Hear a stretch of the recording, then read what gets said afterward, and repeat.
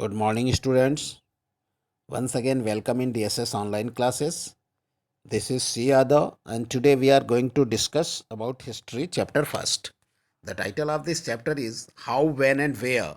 And in this chapter, today we will discuss about the particular topic, that is what is colonial. Colonial क्या है? Before starting our today's topic, we have to recall in our last video in which we studied about periodization.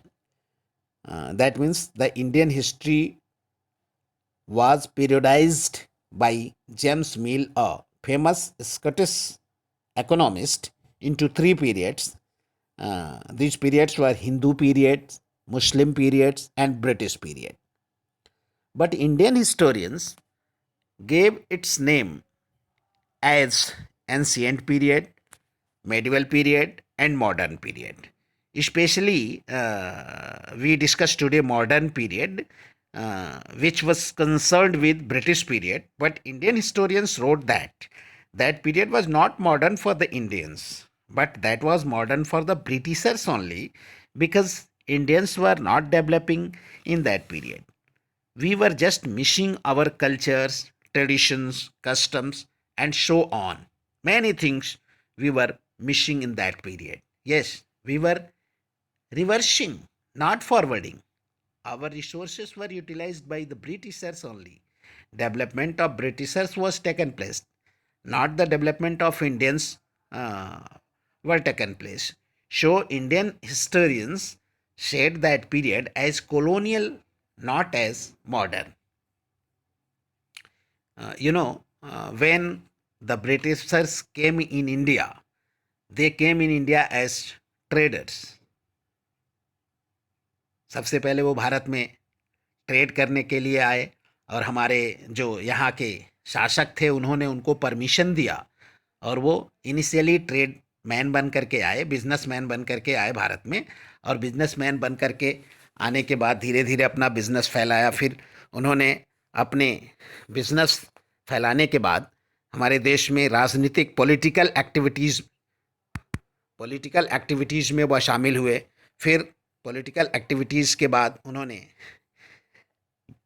धीरे धीरे हमारे सामाजिक मूल्यों को गिराना प्रारंभ किया. इसका मतलब यह है कि हमारे जो सोशल एक्टिविटीज़ थी, रिलीजियस एक्टिविटीज़ थी, उसमें भी उन्होंने दखल देना प्रारंभ किया, अपने धर्म का प्रचार करना प्रारंभ किया. यहाँ अधिक से अधिक लोगों को क्रिश्चियन बनाने की कोशिश उन्होंने की. तो इस तरह से जो हमारा आज का टॉपिक है, व्हाट इज़ कॉलोनियल, यह इससे रिलेट करता है कि when the subjugation of one country by another leads to these kind of political, economic, social and cultural changes, we refers to the process as colonization. अर्थात जब कोई एक देश किसी दूसरे देश के द्वारा राजनीतिक, इकोनॉमिक, सोशल और कल्चरल चेंजेस, यानी राजनीतिक, आर्थिक, सामाजिक और सांस्कृतिक परिवर्तन आता है, तो we refers to the process as colonisation. हम इस प्रक्रिया को कॉलोनाइजेशन के रूप में देखते हैं. एग्जाम्पल के तौर पे आप ले सकते हैं उदाहरण ब्रिटेन का और भारत का, कि ब्रिटिशर्स सबसे पहले भारत में आए और उन्होंने हमें सब्जुगेट किया, हमारे ऊपर हमें प्रजा बनाया, और हम पर अपने पॉलिटिकल, इकोनॉमिकल, सोशल, कल्चरल और जो भी चेंजेस थे हमारे ऊपर उन्होंने थोपा. तो इस प्रोसेस को हम क्या कहेंगे? इस प्रोसेस को कॉलोनाइजेशन कहेंगे, कि अंग्रेज़ों ने हमें कॉलोनाइज्ड कर दिया.